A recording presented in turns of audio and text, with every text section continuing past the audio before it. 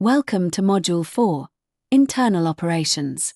This module takes you behind the scenes, into the core of how creative and cultural enterprises actually work. How do cultural ideas become experiences, products, or services? You'll explore the full creative production chain, from development to dissemination, and discover what it takes to turn vision into value.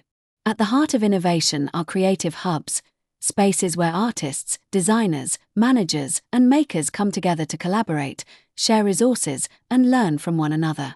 In today's world, digitalization is transforming cultural access, boosting visibility, and opening up new markets, especially for younger and global audiences.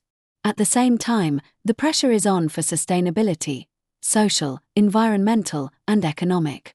Creative enterprises are rethinking their methods to meet new ethical standards.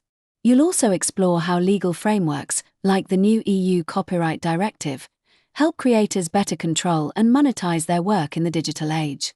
From cultural tourism to digital innovation, internal operations are where creativity meets strategy. Let's get inside the engine room of creative enterprise and learn how to make ideas sustainable, collaborative, and successful.